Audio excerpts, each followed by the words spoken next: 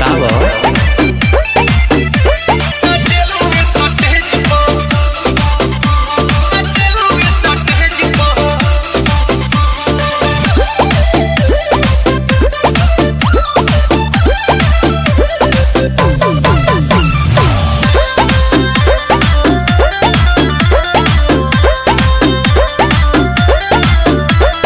धीरे धीरे चढ़ता जवानी, हाँ हाँ कर जोनी टच बड़ी बच के हो बानी।